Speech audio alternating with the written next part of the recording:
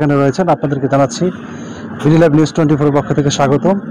আমি আপনাদের সাথে রয়েছি আসাদুল ইসলাম রাসেল। দর্শক, আমরা এই মুহূর্তে যে ভোটকেন্দ্রটিতে অবস্থান করেছি, আমাদের পাশে এখন যুক্ত হয়েছে আসন্ন হোমনা উপজেলা পরিষদ নির্বাচনে AKM সিদ্দিকুর রহমান ভাই। উনি মোটরসাইকেল প্রতীক নিয়ে নির্বাচন করছেন। আমরা বিভিন্ন কেন্দ্রে ঘুরেছি এবং বিভিন্ন জনপদে, বিভিন্ন দোকানে, বিভিন্ন চায়ের আড্ডায় মানুষের সাথে কথা বলেছি।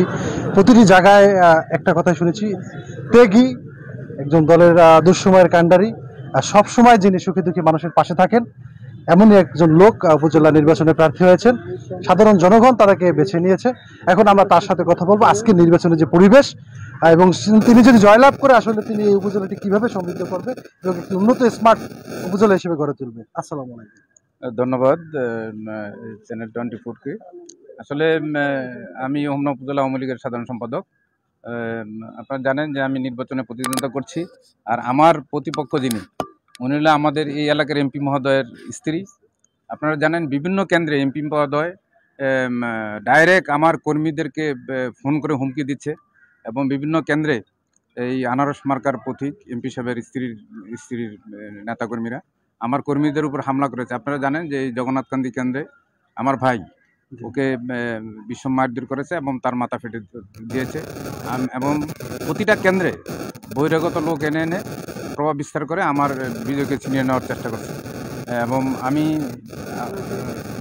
আমি বিশ্বাস করতাম যে একটা সুষ্ঠু নির্বাচন হবে, কিন্তু এমপির হস্তক্ষেপে আজকে প্রতিটি কেন্দ্রে এমপির বাহিনী দিয়ে আমার নেতাকর্মীদের উপর হামলা করছে এবং মারধর করছে, এবং ভোট কেন্দ্র ভোটার যাতে না যেতে পারে এই জন্য হুমকি প্রদর্শন করছে। আমি মনে করি এটা সুষ্ঠু নির্বাচনের ব্যাঘাত ঘটাচ্ছে। এমপি মহোদয় এখনও তার বাড়িতে অবস্থান করছে এবং বিভিন্নভাবে প্রশাসনের উপর উনি হস্তক্ষেপ করছে, এবং প্রশাসনের লোকজনদেরকেও আমি খবর পেয়েছি যে উনি বিভিন্নভাবে হুমকি প্রদর্শন করছে যে চাকরি কিভাবে থাকে, চাকরি কিভাবে করে এটা দেখাবে। তা আমি মনে করি যে এটা একটা সুষ্ঠু নির্বাচনের অন্তরা হয়ে দাঁড়াইছে। এমপি মহোদয় ডাইরেক্ট হস্তক্ষেপ করছে এবং আমার প্রতিটি কেন্দ্রে আমার অনেক জনপ্রিয়তা আছে। সেই জনপ্রিয়তার ভয়ে প্রতিটি কেন্দ্রে কেন্দ্রে সন্ত্রাসী বাহিনী দিয়ে ভোট কেন্দ্রে যাতে ভোটাররা না আসতে পারে সে ব্যবস্থা উনি করছে। এবং আমি অনেক কেন্দ্রে খবর নিয়েছি, যেমন বাগসীতারামপুর একটা কেন্দ্র আছে, ওনার শালা বাবু উনি রামচন্দ্রপুর থেকে বহিরাগত লোকজন এনে এই কেন্দ্র দখল করছে, এবং বালুয়াকান্দি একটা কেন্দ্রে এবং দৌলতপুর একটা কেন্দ্রে, বিভিন্ন কেন্দ্রে ভোটারদেরকে দূরের সরিয়ে সন্ত্রাসী বাহিনী দিয়ে কেন্দ্র দখল করছে। এই যে আপনি আপনার প্রত্যক্ষ করেছেন এই বিষয়গুলিকে, এগুলি কি আপনি নির্বাচন কর্মকর্তা জানিয়ে রয়েছেন আপনাদের উপজেলায় এবং আইন শৃঙ্খলা বাহিনীকে লিখিত কোনো অভিযোগ জানিয়েছেন? আমি আইন শৃঙ্খলা বাহিনীকে মৌখিকভাবে জানিয়েছি, আমি আমাদের যে সহকারী রিটার্নিং অফিসার ইনু মহোদয়কে জানিয়েছি, এবং যারা আইন শৃঙ্খলার ইয়াতে নিয়োজিত আছে তাদেরকেও জানিয়েছি, কিন্তু এটার সুষ্ঠু কোনো আমি দেখছি না। কিন্তু বিভিন্ন জায়গায় এখনও তারা হুমকি প্রদর্শন করছে, এবং আমি বিশ্বাস করি যে আমি যদি সুষ্ঠু নির্বাচন হইতো এবং সুষ্ঠু নির্বাচন হয়, আমার বিজয় কেউ ঠেকায় রাখতে পারবো না। কিন্তু আমার বিজয়কে ধ্বংস করার জন্য আমি যাতে বিজয় না হতে পারি, বিভিন্ন কেন্দ্রে প্রতিটি কেন্দ্রে সন্ত্রাসী বাহিনী পাঠাইয়া এই কেন্দ্রগুলা দখলে নিচ্ছে এবং কোনো কেন্দ্রে ভোটারকে আসতে দিচ্ছে না। 8টা বাজে ভোট গ্রহণ হয়েছে, বিকাল 4টা পর্যন্ত ভোট গ্রহণ চলবে।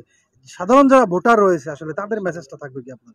তাদের মেসেজ যে একজন মানে আমি দীর্ঘ 40 বছর ধরে হোমনার মাটিতে রাজনীতি করি, আমি এমপি মহোদয়ের স্ত্রী, এবং তার বিরুদ্ধে আমি নির্বাচনী মাঠে নেমেছি এবং যুদ্ধে নেমেছি। আমি মনে করি যে অনেকে আমাকে বিভিন্নভাবে হুমকি দিয়েছে, এমপির লোকেরা হুমকি দিয়েছে যে আমি যাতে নির্বাচন থেকে বিরত থাকি, কিন্তু আমি নির্বাচনের মাঠে আছি, আমি যুদ্ধে আছি। আমি আহ্বান জানাবো হোমনার যারা ভোটার তাদেরকে আহ্বান জানাবো যে আপনারা ভোট কেন্দ্রে আসেন, ভোট দেন। ইনশাল্লাহ আপনারা যদি ভোট দিতে পারেন, ইনশাল্লাহ ভোট দেন, বিজয় আমার সুনিশ্চিত হবে, ইনশাল্লাহ মোটরসাইকেল মার্কার বিজয় হবে। ধন্যবাদ আপনাকে আমাদের সাথে সময় দেওয়ার জন্য, যুক্ত হওয়ার জন্য। দর্শক, আপনারা দেখবেন AKM সিদ্দিকুর রহমান আবুল ভাই দীর্ঘ 40 বছরের যার জার্নি, রাজপথের লড়াকু সৈনিক, সে সবসময় এই হোমনার মাটিও মানুষের সাথে ছিলেন এবং আগামীতেও আপনাদেরকে সাথে নিয়ে থাকবেন। তিনি যদি জয়লাভ করে সে একটি উন্নত স্মার্ট সমৃদ্ধ একটি উপজেলা করবে। ধন্যবাদ, আমরা আবারও আপনাদেরকে দেখাবো।